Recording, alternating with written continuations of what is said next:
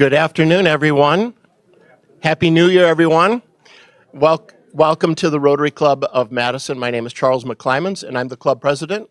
And it's so great to see all of you that you survived the holidays. I made it out here today on January 3rd. It's great to have you all here today. Our meeting today is sponsored by Bob Sorge and the Madison Community Foundation. Thank you, Bob.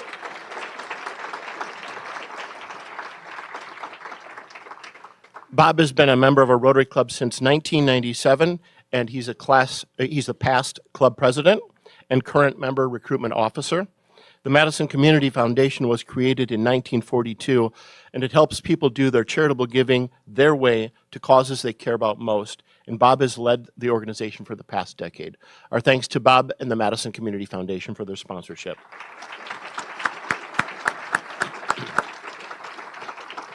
Please remain standing, and our opening patriotic song, Susie Drazen, will lead us singing God Bless America with Michael Richmond on the keyboard.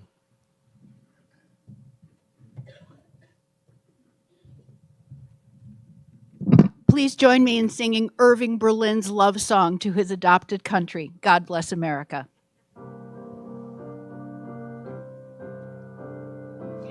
God bless America, land that I love.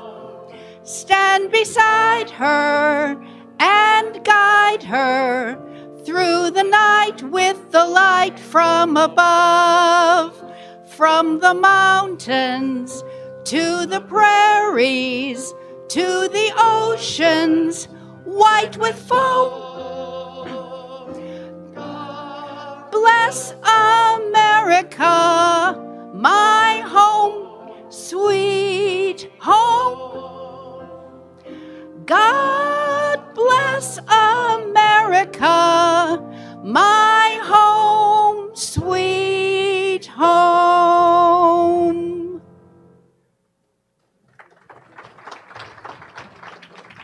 Please be seated.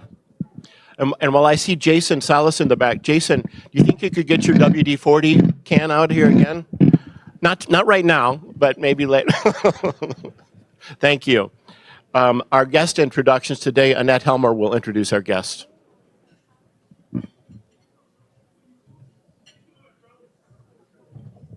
All right. Hello, everyone. I have the pleasure of introducing today's guests, other than our scholars. And for our guests, when I announce your name, if you would please stand and remain standing until all the guests have been announced, and then we'll recognize you at that time. So today's guests, we have Carol Oliver, guest of Rich Oliver, Regina Fuller White, guest of Corby White, Arlen Kay, guest of the Scholarship Committee, Carrie Clark, guest of Julie Bennett, Rob Starbuck, guest of Joy Cardine, Virginia Quach, EMS Scholar guest, Claire Canapel, guest of Dick Lovell, Cedric Page, guest of Corey Mariano, and Eric Fulcomer, guest of Rebecca Larson. Welcome.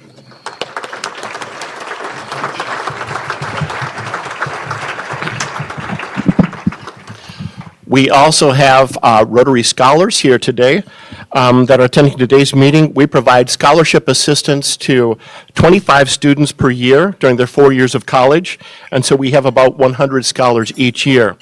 Many of the students are on break right now, and so I would like to ask those scholars in attendance to please stand. Welcome.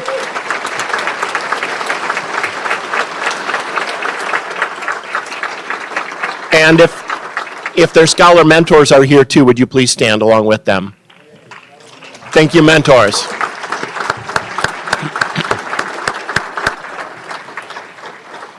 Great. Welcome to all of you. Now we have 7 new members today. What a wonderful way to start the new year with new members, right? So I will begin introducing them, and I would ask them to please stand along with their sponsor. So let's start out with returning member Jeff Burkhart. Jeff is rejoining Rotary today. Please stand with your sponsor, Valerie Rank and Melanie Ramey also. Valerie's not able to attend, but Jeff is the CEO and founder of Mission Forward, a nonprofit organization focused on helping donors and organizations support their communities and create a better world. He's a former member of our club from 2014 to 2018. He was born in West Bend, Indiana, and now lives with his wife, Eva Schifrin, in Madison. Jeff received a bachelor's degree in journalism from Indiana University and a master's degree in continuing and vocational education from UW-Madison. He's also a certified fundraising executive. He's received several awards for his work in literacy, including the Library of Congress Literacy Award in 2022. Biking, running, and playing music are among Jeff's hobbies. Please remain standing, and would Nicole Lopez Percopile and her sponsor, Oscar Morales, and I'm also Nicole's sponsor, please stand. Nicole is the Executive Director and CEO of Families and Schools Together Incorporated, FAST. She is originally from the Bronx, New York. Nicole and her wife, Christine Percopile, make their home in Mineral Point. Nicole holds a bachelor's degree in human services and management and a master's degree in psychology from the University of Phoenix. She also holds a doctorate degree and postmaster's certificate in educational leadership and management from Capella University. Beyond her work, Nicole enjoys crafting, writing her UTV, movies, and shopping.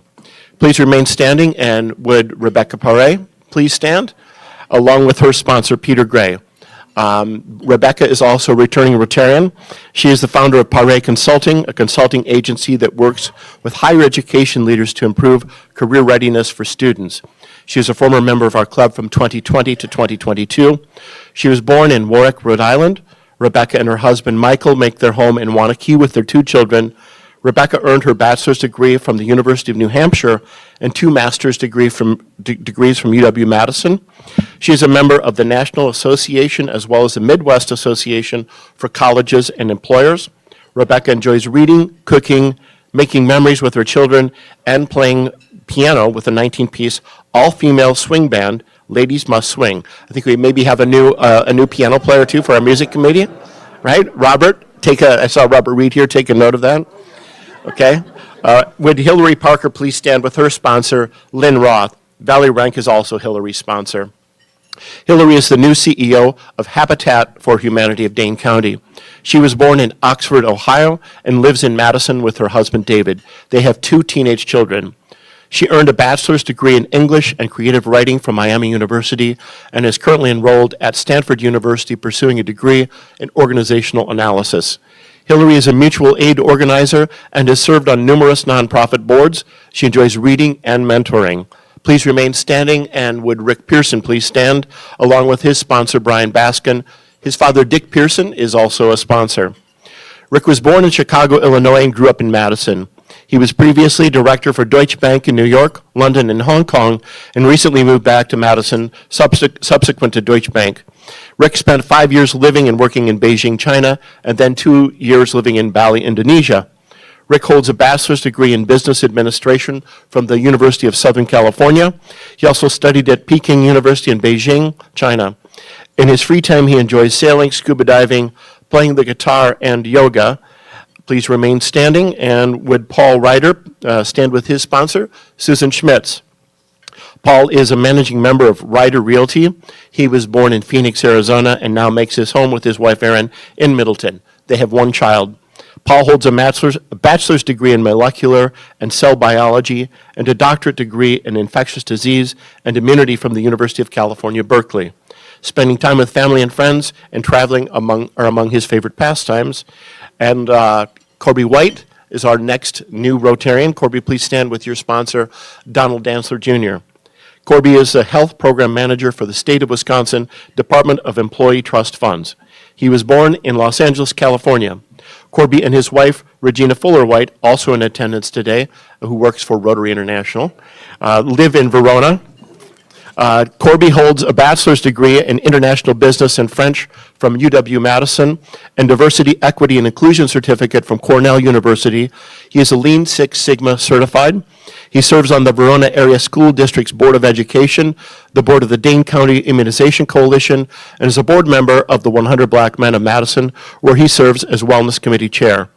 Corby is also a board member of the Sherman Phoenix Foundation and a proud member of the Omega Psi Phi Fraternity Incorporated.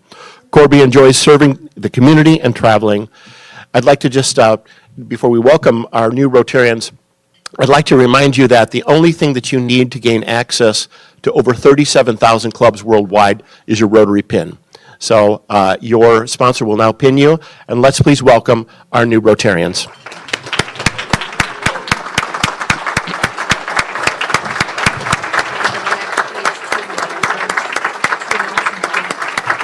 Thank you.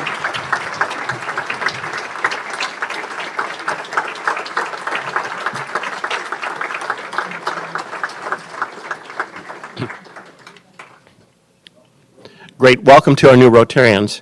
Now, Julie Swenson, who I mentioned, is co-chair of our Scholar Mentor Committee, and she's going to come up and tell us about some special grants awarded to some of our Rotary scholars. Julie.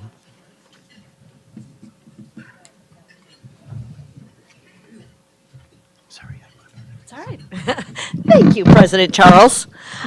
Yes, I have the privilege of co-chairing the Scholar Mentor Committee.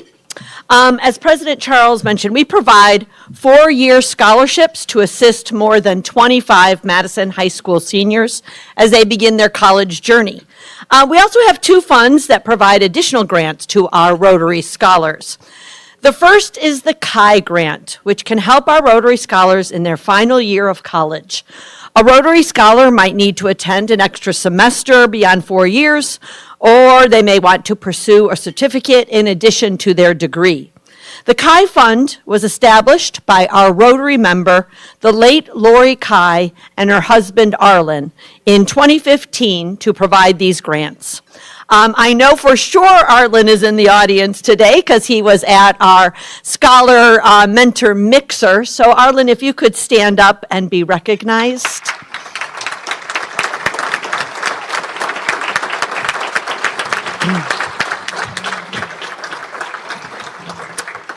And now I'd like to introduce the 3 scholars who received the Chi Family Scholar Grants this year. If they're here, please stand up.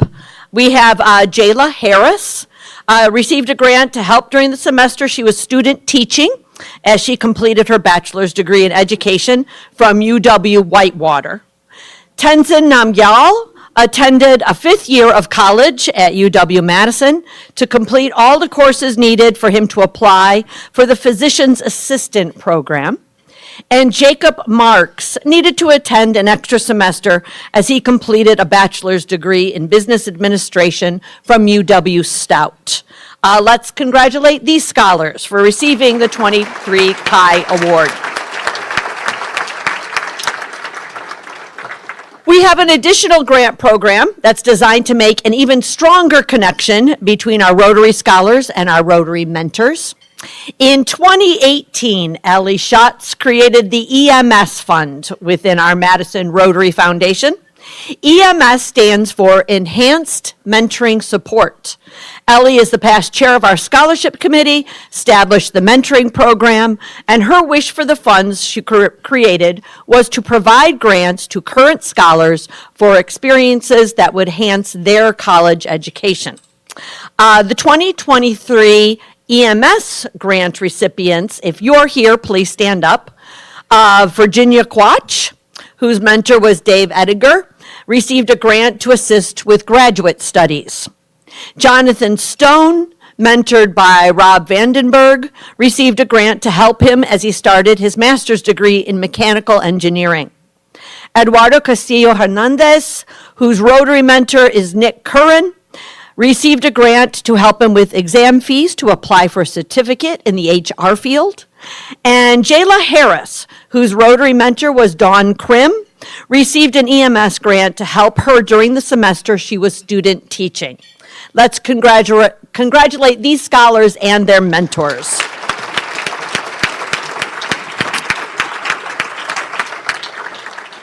Our Rotary scholars and mentors are grateful for this additional support. We sincerely thank Ellie Schatz for making these grants possible. Ellie, I know that you're in the audience. Could you please stand up so we could recognize you?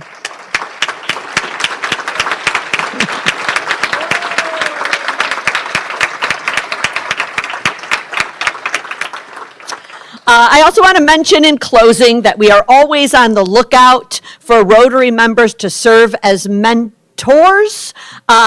We'll be having a class of probably about 25 students in our 2024 scholarship program. If you are interested in learning more about being a mentor, please contact me or the Rotary office. Thank you.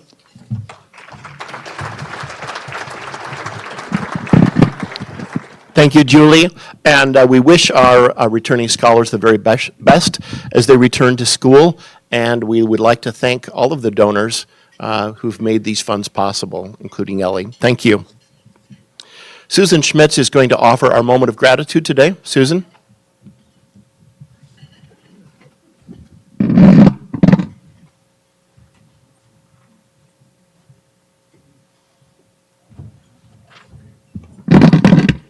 Thanks, Charles. When asked to share with you my gratitude for being a member of the Rotary Club of Madison, I was not sure how I could do it in the short time allotted, but I will do my best, Pat. I'm extremely grateful for being one of the first round of women who were able to join our amazing club. I joined in 1989, 2 years after women were allowed to join. I was 40 years old. My dad was a longtime member of our club and used to bring me to meetings as a guest on a regular basis. He loved Rotary. I was so excited to be able to finally join and follow in the steps of Carol Toussaint, who served as our first woman president. Carol, I know you're here today. It was my extreme honor to serve as president of this club in 95, 96, and I am grateful for my fellow Rotarians for providing me the opportunity. Looking back, I remember my longtime friend and fellow Rotarian who joined in 1994, Regina Milner, talking to me about the but-for test. Regina hired me in 1998 to be the president executive director of Downtown Madison Incorporated, DMI. She was the DMI board chair and hired me to the best job I could have ever had. Thank you. And now Jason Ilstrup, my fellow Rotarian and president-elect, has this same amazing job. Continuing to look back on but for Rotary, thank you, Regina, what would not have happened? That is where there is so much to share. My thoughts are around the amazing people I have met and who have had a positive effect on my life. One who sticks out to me is Lou Harned. I think about, sorry, I love that man. I think about all of the positivity that has come into my life through my friendship with Lou. Example, being the first woman on the Rotary Kitchen Committee. For those of you who are newer members, that is a longer fun story about our club. His friendship and positive attitude about life have brought me so much joy. Thank you, Lou. Using the but-for test again, I remember so clearly September 11th, 2001. It was a Tuesday. At that time, I did not belong to any religious group, so I did not have a gathering connection place to go to. I so needed to gather with friends and people with shared values. I could hardly wait to attend the Rotary meeting the next day. I will never forget how important that was to me. I'm so grateful for all of you and for the Rotarians in my past and for those who have passed away. It brings me such joy to walk into our Rotary meeting every week and see the faces of my Rotary friends. Thank you all, everyone.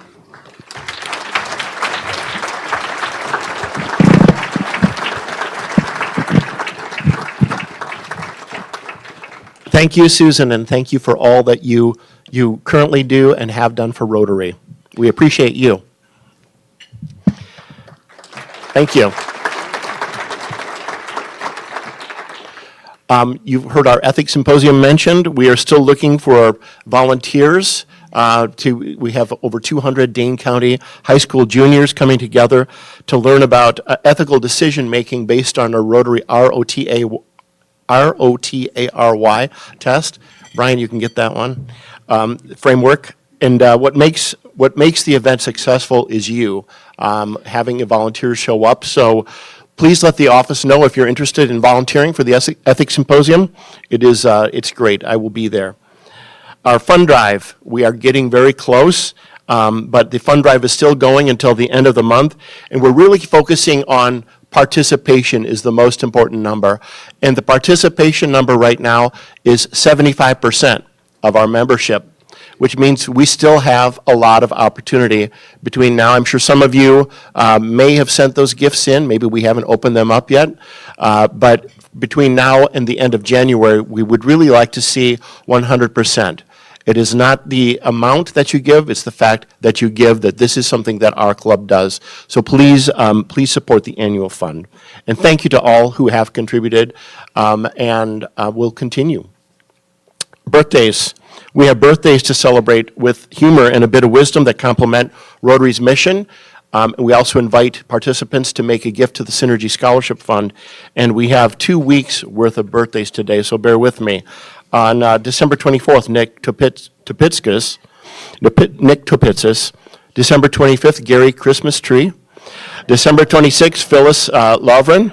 December 27th, Carol Trone. December 28th, past President Julie Olick. December 28th, Tom Wenzel. December 29th, Calvin Barrett. December 30th, Brian Chan. And then this week's birthdays, today, January 3rd, Charlie Bertu. January 3rd, Doug Dittman. January 4th, Ted Billick. January 4th, Gary Cooter. January 4th, Brad Mullins. January 6th, Justin Hart. January 6th, Chris Kolakowski. January 6th, Barb Reagan. And I would also like to wish a happy anniversary today to Joy Cardine and her husband, Rob Starbuck, who is also here. So happy anniversary. We will sing happy birthday, though, and you can imagine it being sung to happy anniversary. So let's wish our celebrants a happy birthday. Happy birthday to you. Happy birthday to you. Happy birthday, dear Rotarians. Happy birthday to you. Great. And happy anniversary. We have members in the news. I'm just going to go through these quickly. You may have seen them rotating as you were coming in. So members in the news for the past 2 weeks: Alan Arnson, Joy Cardine, Brian Chan, Paul Fanlon, Ed Futa, Kai Gardner-Mishlove, Christy Goforth, Linda Ketchum, Sabrina Madison, John Malik, Corey Mariano, Oscar Morales. Thank you for all of the great things that you guys, oh, one more. I have more. I have a second page. Renee Moe, Robin Ryan, Michael Sjogren, and Wes Sparkman. I need to turn the page, right? I want to give time for our speaker today. He has a lot of wisdom to share with you and a bit of humor as well, I think. But we'll go on to our program. Our speaker today is Eric Knepp, who has been the City of Madison's Parks Superintendent since 2014. Prior to that position, he served the city in a variety of roles in multiple agencies beginning in 2006. Eric holds a bachelor's degree from the University of Evansville and an MPA from Indiana University's O'Neill School of Public and Environment Affairs. His focus as superintendent has been to promote innovation and partnerships in the pursuit of the best possible public park system. When he's not coaching youth sports, he enjoys the park system with his wife, kids, and dog on a regular basis. We look forward to your presentation, Eric, and we've made a donation to the Rotary International Polio Plus Fund in your honor. We will have Q&A afterwards, so Eric told me he likes Q&A, so think of some good questions for him, and I think you will have a little mini raffle as well, right, Eric? Yep. So let's welcome Eric to the podium.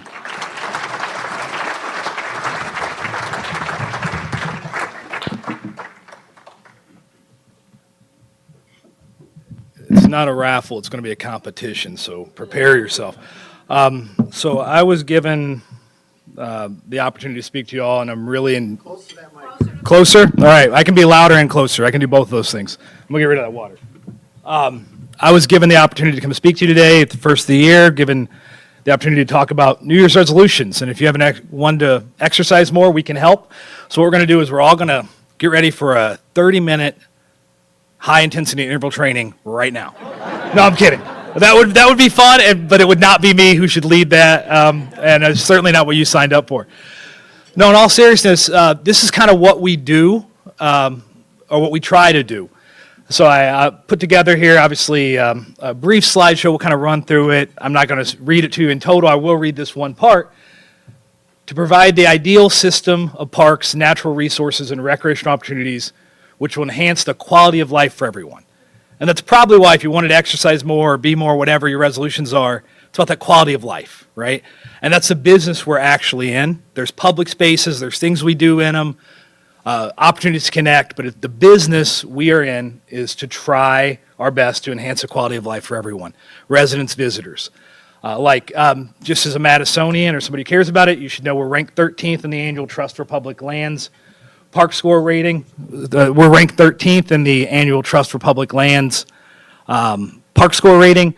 Over 95% of Madisonians live within a 10-minute walk of a park. We're working on that. In about 2 years, it'll be 98, I believe. 100 is going to be a little bit more challenging. We are at the very pinnacle of playgrounds, basketball hoops, and dog parks per capita. Just some little interesting factoids. And it's a very big honor to be at that level for an agency or for a city our level of density, our relatively medium density. To have that level of walkability is really an honor, and it's frankly standing on the shoulders of many former Rotarians and many former Madisonians who made a great system possible. We really stand on the shoulders of those giants. So that quality of life, I'm not going to read these definitions. I started thinking about it in preparation for this, and what is quality of life? So I'm just going to kind of leave it with that last one, which was something I was given by a mentor in thinking about this at one point, which is this is it's an overlapping thing, right? There's not a one factor. And when you look at that wheel on the right, it's what he'd given me to think about with what does overall life experience and quality of life mean. And he gave it to me, and he pointed out like those circles around the edge. In Madison Parks, we work in a lot of those areas. So connections to each other, right? Physical activity, natural and living environment, all very important. So we're at a new year, so why don't we kind of, instead of making big resolutions, let's form new habits, new fun things. Let's find something that's actually going to make a meaningful change in your quality of life, and maybe we find the joy, right? So let's focus on the joy. Things we provide, giving the opportunity to enjoy being more active, other people, learning, giving back, and the environment. So, opportunities coming up this month. We're going to focus on this month in January. So new habits start today, right? And start soon. The new habits in February aren't new habits. They're not habits at all. They're aspirations. And though I love aspirations, if we're going to make a positive change, let's do it this month. Even in January, even in Madison. Even though it's not that cold, I can't preach how cold it is, but So opportunities, connection, getting outside, and physical activity. Try one of our Groove and Glide events. So these are at our ice rinks. The January 12th at Olbrich, the outlook right now looks good. We're getting some ice forming. Those overnight lows are going to be low enough.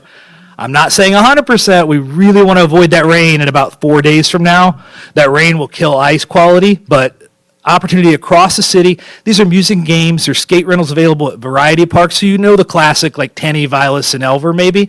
But here we get out to Olbrich, Rennebaum, Westmoreland, into neighborhoods. This picture was taken at Elver a couple years ago. I'm not much of a skater, but the idea of trying to be a part of a disco on ice seems like fun and exciting. Another one of my personal favorites, candlelit snowshoe and hike. So coming up on January 13th. You have the opportunity to go to Aldo Leopold Nature Center. So we work with the Leopold Nature Center and Monona Parks and Rec and our own staff. If you're not familiar, there's the Nature Center, there's Monona Park up the hill by the water tower, and then there's Edna Taylor Conservation Park kind of to the east. And this is a candlelit snowshoe hike, guided. Great opportunity to get outside and do something different. I'm much more of a snowshoe guy than a skater, so I'm more likely to be at this one than the previous events, at least skating. But it's a great opportunity to get out, do something new. We'll have limited amounts of snowshoes available for free, but if you have yours, bring them. And you can also just take a walk if there's not snow, which we're hopeful there will be. The 13th starts feeling scary. 20th I feel better about already. So Warner Park, with a partnership with the Boy Scout Troop, Wild Warner, Friends of Cherokee Marsh, we do this is a little later in the evening, 6 to 8, candlelight snowshoe walk. These are really fun. I really encourage you to go out and try this. You can get a 5K in and not really know it. With a friend, it's a really good opportunity to enjoy Wisconsin in January. You have to get through this January together. We can do this. Other opportunities. So a big part of this, getting active in January, the hard part, the ones I just said were candlelight, evenings, and it's hard, but really trying to get out there and enjoy that sun, right? Layers are key. I moved here from Indiana, so I heard a couple other Indiana folks and earlier stuff, and I didn't realize how important layers were until I moved here. But yeah, if you layer up right, you can do anything, like cross-country ski, snowshoe, ice skating, biking, disc golfing. So High Stand Park, if you're a disc golfer, is open all winter. Go disc golf. When you do that disc golf round, you will have walked about 2.4 miles. If I play, it's 2.9. But that's just because I can't throw so straight. Dog parks. So I'm going to really advocate for getting out and using dog parks. And if you don't have a dog, you should get one. There's plenty for adoption around the country. I'm a big dog guy. But dogs are welcome in almost all of our parks. Please don't have them walk on the snowshoe or skiing trails at this part of the year. But we have off-leash, 11 off-leash dog park areas across the city. They're great opportunities, not again, just for getting sun on a weekend afternoon with your dog and enjoying that, but connecting with other people. I can assure you, I love to talk to people. My kids hate how much I love to talk to people, especially in parks. Like, I am that guy, right? Like, I will walk up to random people and say, like, how are you doing? How are you experiencing the park? And 1 out of 10 is super awkward. Most of them are medium, mid awkward. But, most of the time it goes okay. And it gives me insights, which is why, again, I want to get to the point where you all ask me questions, because insights make us better at providing and trying to achieve that high bar of a super high quality life for everyone. And this is the public's park system, right? It's everybody's parks. And that means about 290,000 residents and countless more visitors, Dane County residents, using our parks. And you're not unitary in what you like. But taking a winter walk is one you should. Dogs and winter walks, right? Get out and enjoy the sun. 15 to 20 minutes a day. I don't know if you read research papers. I like to read research papers quite a lot. There's a lot of evidence forming, especially in the winter, seasonal affective stuff, right? Getting sun in the morning is a really good idea. Really good idea. A lot of opportunities to do it. You can start in January by walking what is we're now referring to as the Lake Monona waterfront. Walk that causeway in the winter. Layer up, walk it, and enjoy watching it transform over the years to come. The other one I would want to highlight and promote is hiking the Ice Age Trail. So the Madison Park System has a very small portion of the Ice Age Trail, but it's very important to our region. It's very important to our state. Those who maybe didn't hear the announcement recently, it's been elevated in stature within the federal government as far as a national designated trail. There's the one on the map there is one that I like to walk, which is across University Ridge.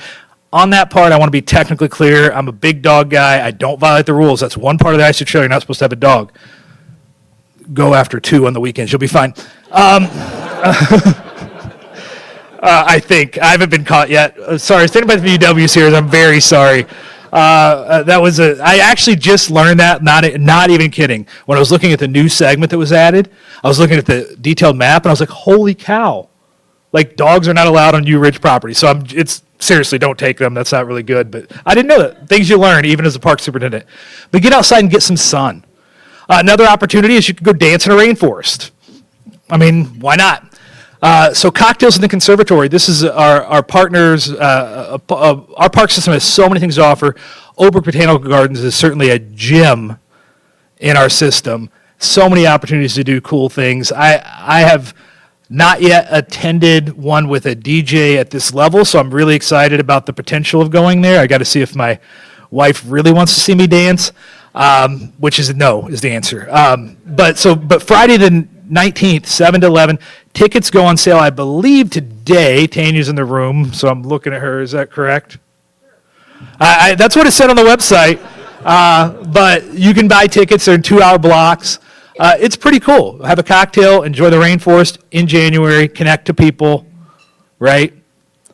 A good opportunity for an enhanced quality of life, because not everybody in Madison is going to dance in a rainforest in January, but you could.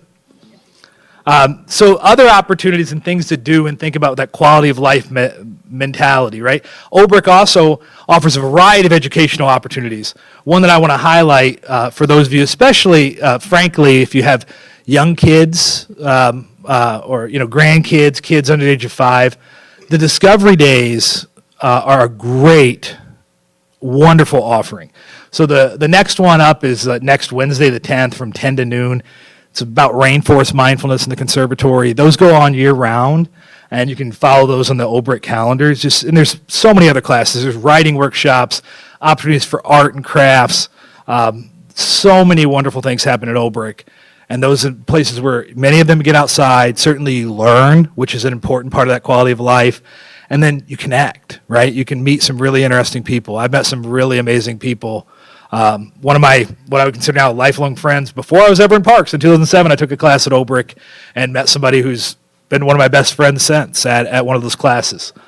So that's been awesome. Attend a Bird and Nature adventure. They used to be called Bird and Nature walks, but the walks, again, that's why I'm promoting walking. Walking is good, just as a firm reminder, but some people, it didn't seem exciting enough, so we changed it to Bird and Nature adventure, which the adventure will occur on a walk guided with an expert around birds and nature. But there's a number of these. I didn't want to list them all, but these two together, you can count on the first Sunday at 1:30 p.m. and the second Saturday at 2:30, 1:30 at Cherokee Marsh North Unit, and 2:30 at Owen Park on that second Saturday. Those two are always, I've attended both multiple times, always very well received, very high level engaging folks doing the walks. In both cases, you'll get about 3.8K and maybe 4.2K of walking guided, and you'll learn something, hopefully, experience beauty. Pretty cool. Another really great opportunity to connect and have a higher quality of life is volunteering. Many opportunities. If you're interested, companies are interested. We actually, at Parks, for the first time in our history, have a dedicated volunteer coordinator. We've had for about 6 months. It's going really well, a lot of connections there. But individually, businesses, neighborhoods, lots of opportunities to do that. One I'll highlight that I do, I've done once this year, once last year, which is a really sad state of affairs given my physical proximity to this location, but the Brittingham and Nonona Bay shoreline cleanup. I highlight this one. There's a group of dedicated volunteers been doing it. Nina Emerson leads it. Been going on for, good gracious, 10 years now. Second Saturday of each month at 10 a.m., breaking off from Brittingham boats. And they picked up, I don't even know how many bags of trash at this point to make our bay and lakes better and parks better. Another great opportunity, for those who don't know, the Parks Division has relocated our main administrative office to the south side in Olin Park. In that building is also the new MSCR Central that moved out of Hoyt. So there's MSCR West and East as well. I'd encourage you to look at the opportunities there. MSCR has a number of great programs. I'm a big supporter and very glad to see the building being used with Goodman Rotary. That program. There's a number of kids programs in the summer. There's camps. So definitely take a look at that and be more active. I couldn't give you ones to register for in January because they are already happening and closed. So on that one, start in February. Similar to get outside and enjoy great community events. In January, there's not a ton of big outdoor ones, but there's one coming on in early February, Frozen Assets with our great friends at the Clean Lakes Alliance. I encourage you to go enjoy that and participate. And then make it a habit. So don't stop in January, right? So don't get this habit in January and stop. That's what I always do. The good thing is we have all kinds of things to do all year round. February is going to be kind of a redo of January, but so we have Groove and Glide and other things like that. We all know those are the hard ones. But then we get into the fun stuff. We're going to get into really fun, right? Golfing, hiking, the dog parks.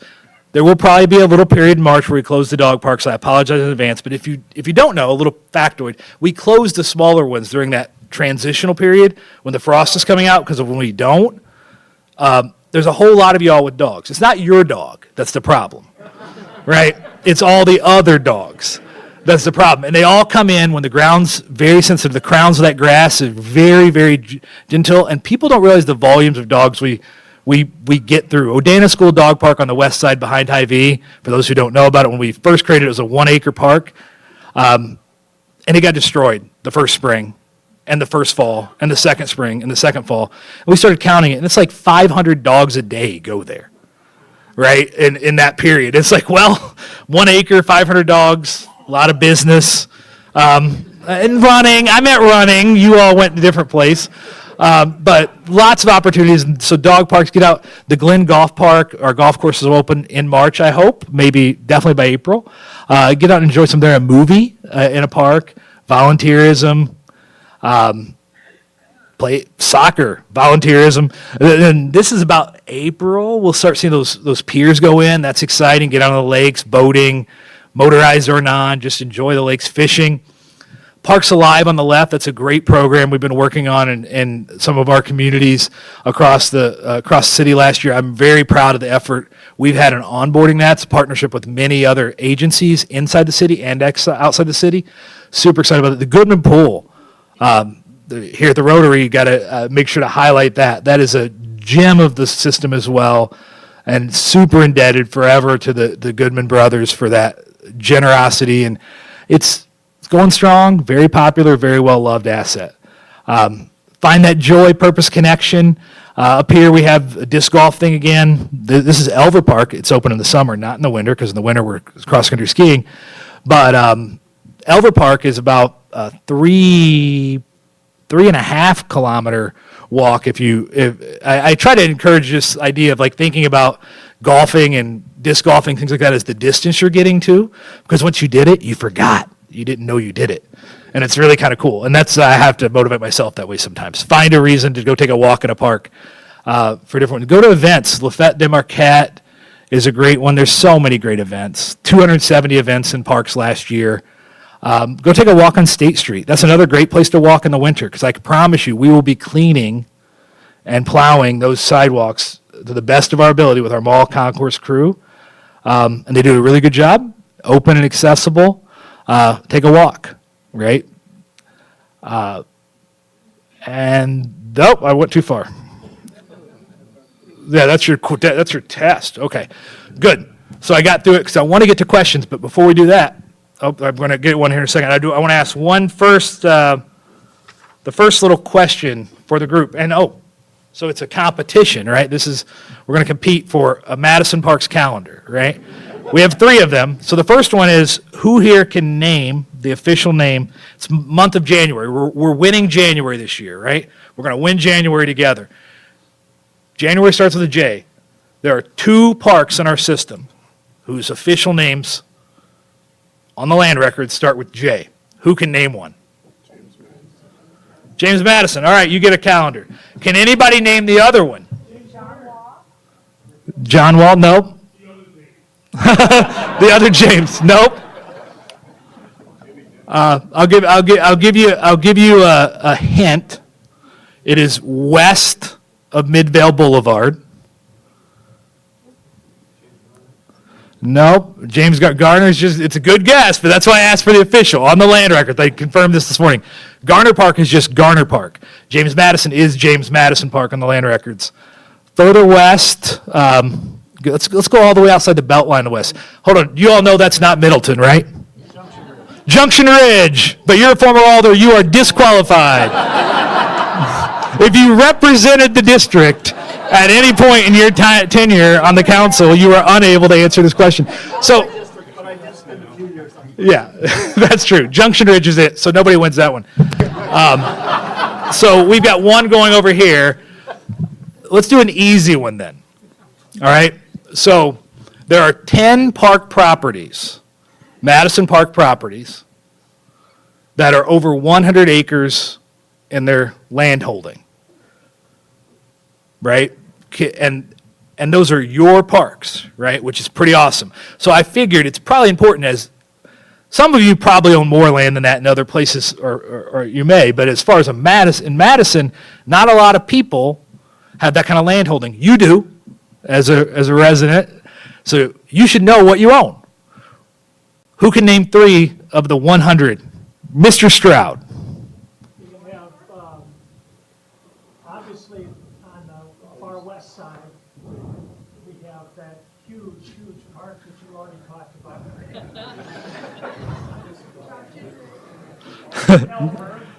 Elver is one. Yep. 2 golf courses, Runway and Odana. don't know if we can count Glenway, because Glenway and the Forest Hill Cemetery are two separate legal entities. In summation, they are 120 acres, but separately they are not. Warner, yes. Yeah, I'm gonna give it to Rob, but just so you have the list. So the biggest is Cherokee North Unit, 916 acres. I guess not. There we go. The second biggest is Cherokee School Road Unit, 255 acres. Then it's Elver at 250. Elver will win. If you saw the news in the paper recently as we work to expand Elver Park, Elver will achieve higher than that. Formerly, number 2 was Yahara Hills Golf Course proper, but now with its shrinking in size with Dane County ownership, it's 4th, followed closely by Warner, Door Creek, and Odana Hill. Odana Hills is ahead of Door Creek. There's your group. But all right, so let's get to questions. Who's got a question? I do. And I have a mic. That sounded very Eric, scary. I'm over here. Eric, I'm to your left. Yep, there we go. I see you. Go. Okay. And because I have the microphone, I want to ask the first question, please. Could you please share with the group the amazing efforts you made at Rennebaum Park with the Jeff Erlinger improvements? Oh, goodness. I can. You've stolen the last one. So I'll just I'll just cover I it. stole So it? no, the last one was going to be who can name the 2 new accessible playgrounds we added last year. One of which was at Warner Park. You should visit. The other one is the Jeff Erlinger Playground at Rennebaum. And we're not even done there yet. We're working now to add a water play feature with a generous donor. That should be really cool. But what we're doing there, Brittingham Park, Elver Park, Warner Park, and Rennebaum now have these fully, very, very accessible, designed intentionally playgrounds. All of our playgrounds meet the ADA. But something when I started in 2014 as a superintendent, I heard from our community was meeting the ADA did not make something accessible for folks. Right, and definitely not for everyone. And we've learned how important these investments are and how much of an impact they have. And it's interesting. You hear about it. We've certainly heard from folks who use mobility devices, but we've also heard a lot from seniors with their grandkids and how much more safe and fun and engaging it is. Everything's ramped, right? So if you check out those parks, they're ramped. You can experience all the elements. And those have been in partnership. Our Madison Parks Foundation was a huge supporter of that initiative. We have a 5th one coming. The 5th one is planned at Rindell to go with the Imagination Center. For those who have followed that, our joint project with the library. That'll be the 5th one. But yeah, Rennebaum has been a very exciting addition to the system. And we are so lucky as a city to have, again, those standing on the shoulders of giants before us who got Rennebaum Park, named it after a bastion of our community. But we have a park that is right there in what is effectively becoming, if you go out there today, you'll feel it, another downtown feel, right? So in downtown, where we struggle immensely for this lack of a downtown park we all wished we would have had, in those parts of town, we have it, and it's great. And now we have an amenity that honors Jeff Erlinger and is really cool. So thank you. Okay, Susan, you took one part of my question. This morning, I want to tell you, I layered up and spent a half an hour in Rennebaum Park. I do that about 5 times a week. It is a fabulous park. My question is, would you talk a little bit about the donors to that wonderful playground that exists there? How did you work on that because I understand the donors that really contributed to the construction. Okay, so you're talking about the playground itself? Okay, gotcha. Because there's the water feature I mentioned that's coming is an anonymous donor, so I can't speak to that individual. I thought I was in a trick question here. I was looking around. I was like, is this a trick? But no. So the first step, I think, and really a key part to our entire system is that public-private partnership.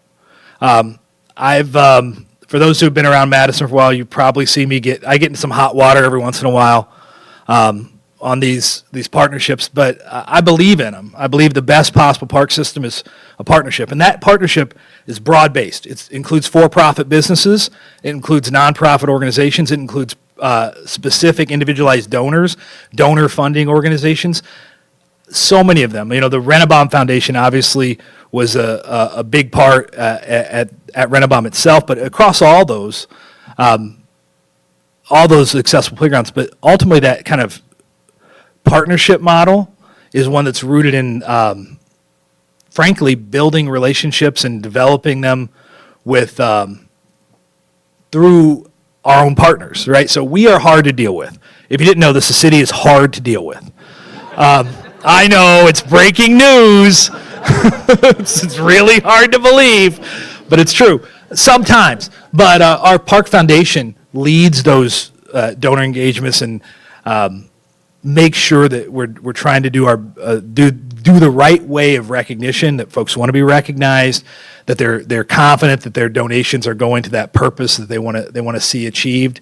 And in that one, quite frankly, we were only able to do 2 at once because of private donors at both locations. So the Frauci family at they did a very sizable gift at the Warner Park playground, and so that leverage together in partnership, leverage city resources to continue to make our system more inclusive and more accessible to everyone. So it's a great question. Thank you.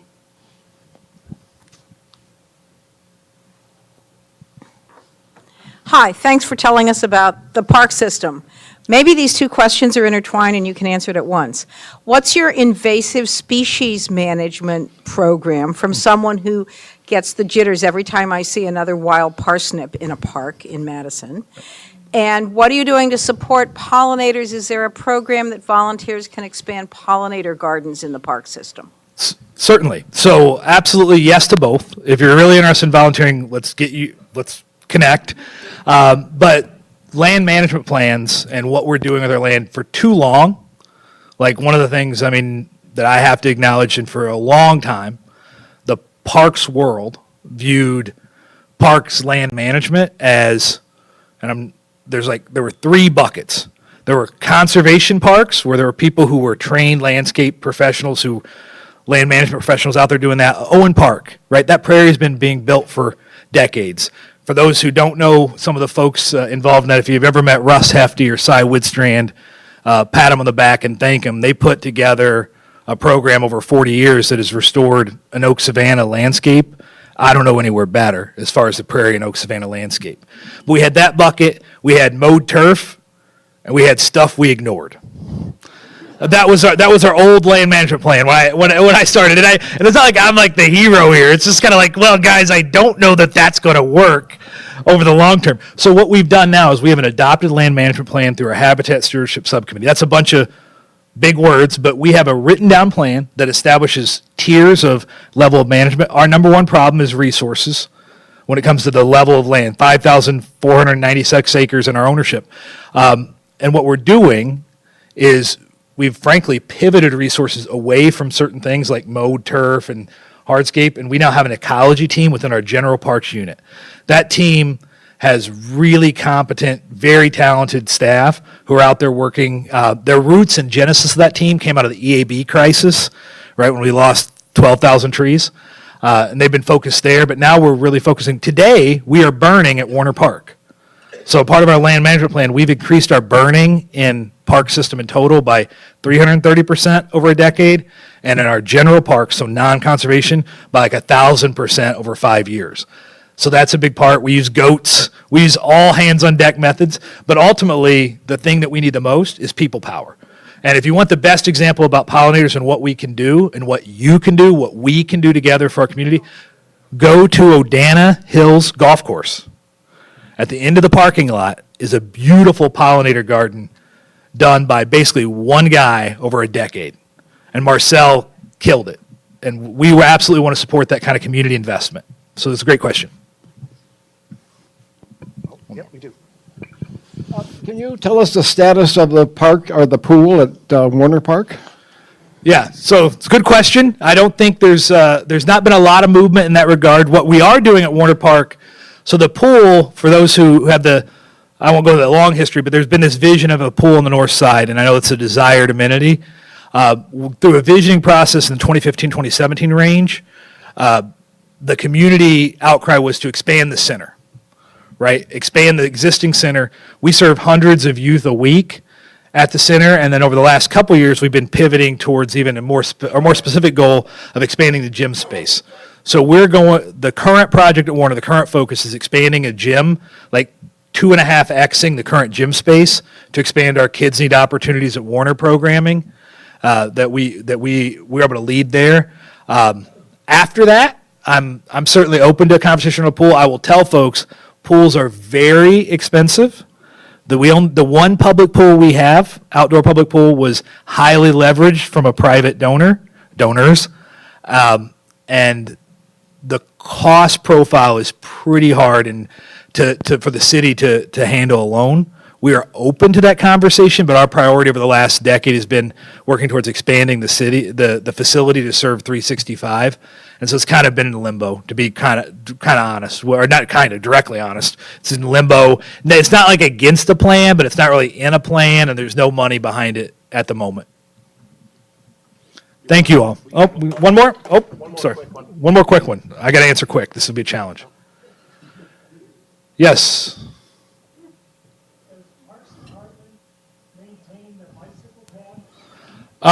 Some of them. So, in short, the city collectively maintains them in a number of different ways. In the winter, it's segmented out. So, winter snow work and everything. There are 5 quadrants. Yep, I said that out loud. So there are 5 quadrants. Don't get me started. That we share responsibilities with engineering and streets to keep them clear in the winter. In the summers, it depends on what land it's on. Engineering handles most of the paving overlay work. We handle most of the vegetation. Forestry handles the big vegetative stuff, generally speaking. But yeah, there's a great network of biking. And talking about biking, you should also, if you really want to get exciting times, go to the pump track at Aldo Leopold. I forgot to mention that. And go bike while leaving the air. I don't do that myself, but it's a thing. People like it. Thank you. Thank you all very much. Oh, I forgot. The last one. If you can name one dog park, first one.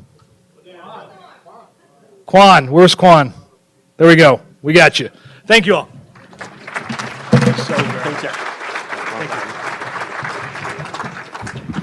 Very interesting. Thank you, Eric, for that interesting presentation. So the message is get out, right?